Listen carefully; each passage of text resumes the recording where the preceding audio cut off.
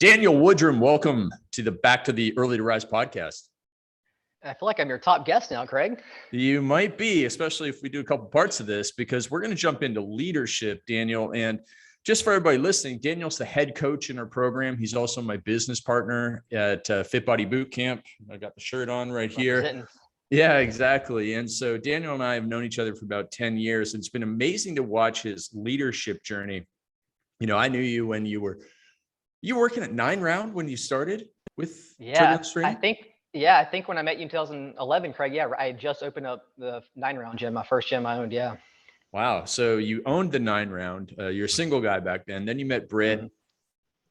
I forget what happened in exact sequence. You know, you became a certified turbulence trainer. You're heavily involved in that.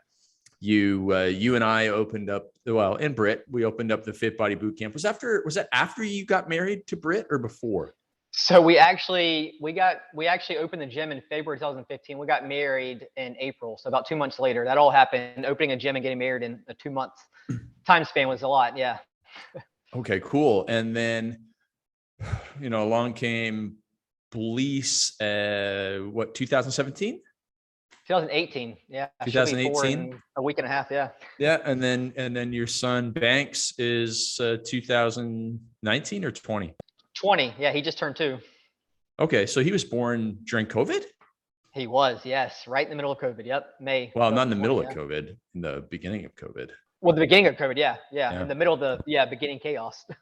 Yeah, exactly. Well, my goodness, what a journey it's been. And so what we're going to do a deep dive of here is leadership. We're going to do a deep dive into the leadership journey that Daniel's gone on, and download the 5-star leadership principle that Daniel has been able to build himself. And then he's taught everybody that works at our Fit Body Boot Camps. He's taught all of our coaching clients. He's taught everybody on my team. And so Daniel, this is going to be super exciting. But first, what you wanted to do, as we were talking about how to do this podcast, is that you wanted to juxtapose, compare and contrast the 2 leadership lessons and mentors that you had early on in your business. So, it was kind of like Rich Dad, Poor Dad, but for leaders, I guess. Yeah, it's a great way to put it. I might need to write a book on there.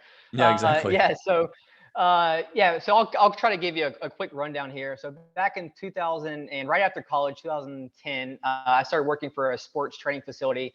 I was training some athletes and general population. And one of the clients I was training was a gentleman who was in his early 50s. He was a high-ranking official, if you will, at a big corporation where I lived. And he saw something in me, and there was a new franchise called 9 Round that actually started in Greenville. And he had approached me and said, "Hey, I am interested in investing in this new franchise, 9 Round.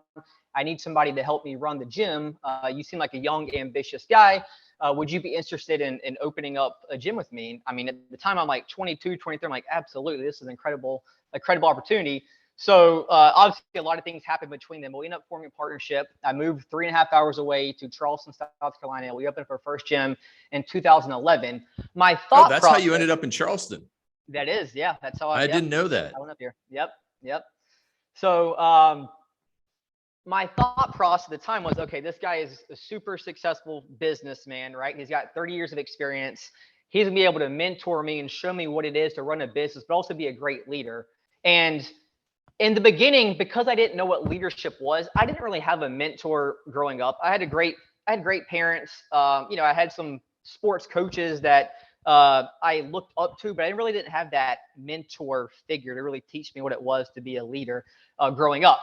And so I didn't know any better. So at the time, I thought the way this guy was showing me how to lead was the right way to lead, right? But it was all about leadership through intimidation, working harder, not smarter, doing everything yourself. I remember, Craig, one time, I was working 12, 13 hours a day, and that's okay, right? When you're starting a business, you got to grind.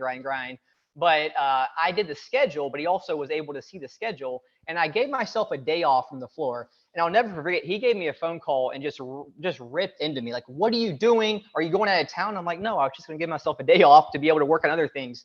You don't do that. We're not going to be paying anybody else to work for you, blah, blah, blah." And so I realized over time that this gentleman who I thought was a great leader was the exact opposite. Now, here's the cool part. During this time, I was being exposed to Craig through turbulence training, through his emails, through different interviews, conferences I attended. And I saw a different side of leadership through Craig and then also Bedros, who I got to know, over that time as well. And through Bedros and Craig, I realized that they're all about working smarter, not harder, right? They're go-givers. They're about getting everybody else involved and helping other people buy into your vision. And so I realized over time that the gentleman that I originally had my partnership with was everything not to do when it comes to leadership. And Craig and Bedros and other people that I've been involved with over the years showed me the right way, or the best way to be an effective leader.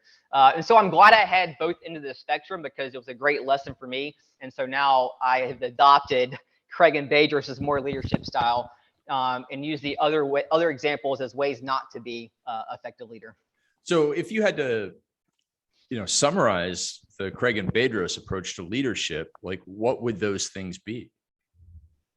Yeah, so that's a great question. I think one is pouring into your team, right? It's not just about you. If you're a solopreneur, that's one thing, right? You can just lead yourself. But if you're trying to actually build an empire and build a big business, you have to be able to have other people buy into your vision, right? And be able to help you get along there. So, I mean, Craig, you just do an incredible job of making your team members feel important, pouring into us, always investing in us, which we'll talk about a little bit later on. And then you also do a great job of providing effective feedback, right? When I'm not doing my job, you're going to call me out. I mean, a perfect example, a couple weeks ago, when I should have sent you a report by Tuesday morning, I didn't do it. And you effectively called me out on it and provided me feedback. And I said, all right, that's how you need to be an effective leader. And I'll never miss that again. Well, yeah, and also provided a solution, and that, like, okay, yes, 100%. This thing wasn't done. So how do we make sure that it is done in the future? Because it's kind of like when people bring other people problems in any area of life, whether it's a team member bringing me a problem, or me bringing a problem to a person, or, your kids bring you a problem. Like, great. Don't just bring me the problem, bring me a solution to the problem. Like, what do you suggest that we do? So I think that is very important, because in most cases, you're going to get some of your best solutions from the people who have the problem, or people who are, we've had some of our best ideas in our business have come from our customer service team, and I mean like the best marketing and sales ideas. And so you have to make sure that you are open to listening to everybody. So I think listening is a really, really important part of leadership. But I think also that recognition, and I think this goes in almost every relationship in life. Whatever you want more of, you must reward.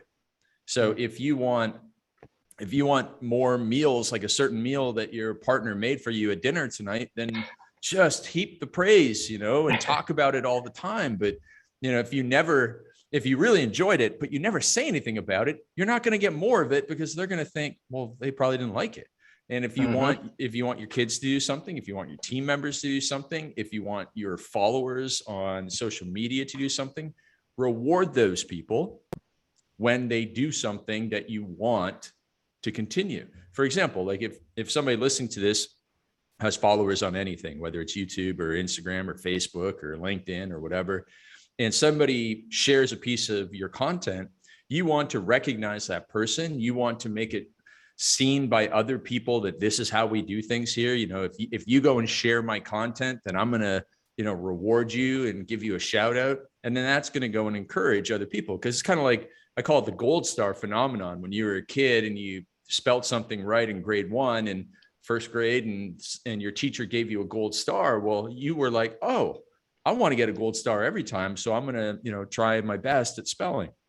And it's the same thing for pretty much every area of life. We want a gold star from the people that matter to us and that matter in our lives. And so if we're rewarded for doing something, we'll do more of it. And, that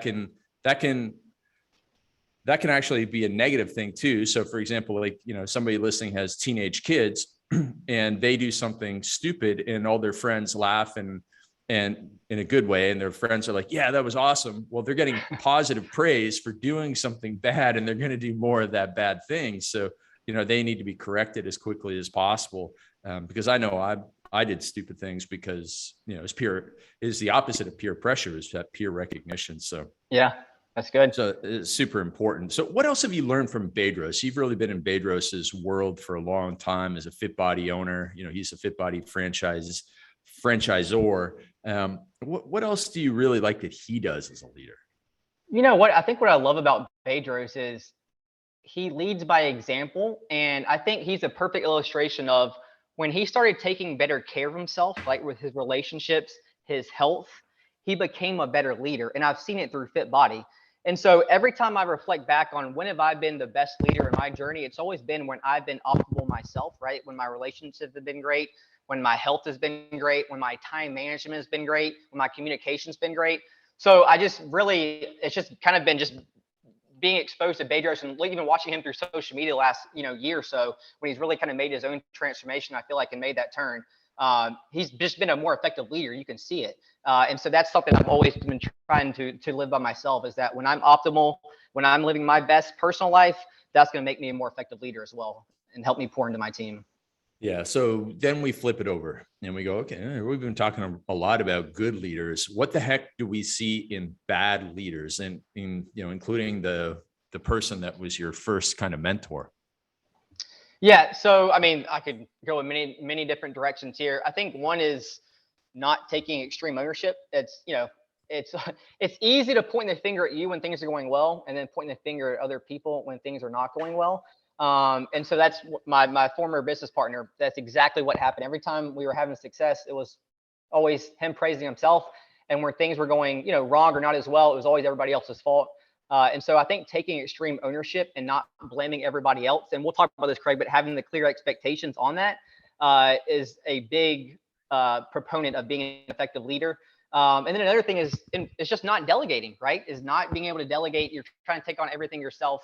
This could probably be a whole separate podcast that we could do later on. But one of the biggest struggles that I see coaching clients that join our program is that they just don't know how to effectively delegate, but it's also because they don't have clear expectations and communication to be able to properly delegate. So now you're the leader of two organizations. You're the leader of Fit Body Bootcamp. And how many team members do you have there? So right now we've got 7. Yeah. And when we had the 2 locations, you had long distance leadership, and you probably had twice as many people. So what have been some of the biggest lessons? What's the biggest lesson? Because I know we're going to talk about the 5 pillars later on, but what's the biggest lesson in leadership that you discovered, first of all, in the long distance? Yeah. I mean, communication is key, right? When you can't be at 2 places at one time and you're trying to run an organization that's 3.5 hours apart, being able to have communication, but also having an effective communication, being that we had a manager that we were able to develop that was able to essentially run the gym for us, named Jessica, for 3.5 years. So what I learned was that I needed to have direct communication with her, and then she would have communication with the other folks on her team. So that kind of that command there of communication, which is extremely important, because in the beginning, I tried to communicate with everybody and there was a breakdown of communication. I was overstepping Jessica, even though she should have been in that leadership role. So making sure that I had that direct line of communication with Jessica, and then she could funnel that down to everybody else, was probably the biggest learning lesson of running multiple locations like that I learned early on. Yeah. And so in the Fit Body Bootcamp, compared to the coaching team that you run now at Early to Rise, it seems like there'd be a difference in the Fit Body Bootcamp. It's more of, a very experienced owner and relatively inexperienced team members, versus at Early to Rise, you're a very experienced coach, but the coaches that you lead are also very experienced. So how does the leadership style differ between those two aspects?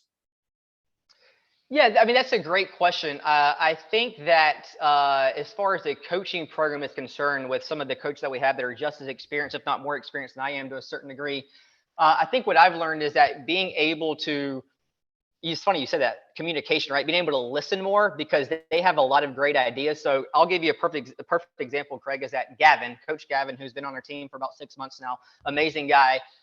He helped us just develop a 6-month framework for our coaching program that I helped him create it, but he was the one that took charge of it. He created it, and I just kind of helped feed him different ideas and gave him feedback. Where someone in my gym business, like coaches, we've got to have a little bit more direct line of communication and teaching and delegation. But with someone like this, it's like they have all the tools. I just need to be able to funnel them the energy and the direction on where to take it. Got it. Well, that's awesome. And so I think what we'll do now is we'll wrap it up with, do you see any other differences between good leaders and bad leaders? And maybe use an example, like what do you see do you see any differences between good leaders and bad leaders in sports that everybody can see, or politics that everybody can see, or just an area in life where it's so easy to see, here's a good leader in this industry and here's a bad leader, and what you want to do and not do? Yeah, this might be a little bit of a different approach, but I think treating your employees or your players, if you're a sports team, like they're human beings first and foremost, right? And I feel like in the world right now, there's so many different things, right? There's so much unrest. There's so many mental health is a bigger thing than ever before. So I think it's just one is that you don't necessarily need to be friends or best friends with your team members, obviously, but you have to treat them like humans first and foremost. So I think just having more empathy and having more understanding and being able to ask questions, personal questions. How are you doing? How are you feeling? Is there anything else that we can do for you? And asking more questions to allow them to be able to speak up more, and be able to, share some of their emotions, frustrations, whatever it may be. Then hopefully you can help them solve those. I think that's something that I've really been bullish on lately, and I've seen good leaders be able to do that. I love that. I love that you used the phrase bullish on that. So that's fantastic. So next, what we're going to do is we're going to roll into, in the second episode of this, the following episodes, we're going to roll into your 5-star leadership principles. Real quick, what are those, and what will somebody take from that, and how will they be able to become a better leader from those 5-star principles? Yeah, so these 5-star principles, these can be applied across any industry. If you have an in-person business, a remote business, if you have 1 or 2 employees, if you have 20, 30, 40 employees, these can be done by any type of industry, any type of owner. And the 5 principles here, give you a little teaser here, are clear communication, clear expectations, trust, feedback culture, and then investing in your team. So that's what we'll be talking about in the next episode. Yeah, those last 2 are so important. And we're going to talk about how you become a feedback freak is one of the things that you want to teach. And also we're going to talk about listening, how you become a great listener, because I was a horrible listener at first and still not great at it, but it is a learnable skill. Last thing, Daniel, do you have a coaching client that you just want to give a shout out to because they become a great leader by implementing these 5-star leadership principles? Like, who are they? What's their industry? What was their struggle? Where are they now? Yeah, I mean, that's a great question. And this is very timely. So Simon, I just had a call with Simon about 2 hours ago. He owns a t-shirt company, and he's been a coaching client of ours for about, I think, 5 months now. Everything that I explained about being a bad leader, and I think he would admit this to you, he had all those characteristics. He was blaming everybody else. He didn't have clear expectations. He didn't have communication. And he was super frustrated. Every time I got a coaching call, I mean, he was so negative, and it was always everybody else's fault. And so I actually started walking him through these 5 principles. We just had a call about 2 hours ago. It's the best call we've had in 5 months, and he's really developed into a leader. So now he has more consistent and clear expectations and communication. He's taking a vacation on Wednesday for an entire week with his family. It's the first time he's been able to actually cut off from work in 3 or 4 years. And so he's extremely excited about that. And now he's taking more personal responsibility. And so when things aren't going well, instead of blaming everybody else, he's putting the blame on himself, and he's finding a solution much quicker.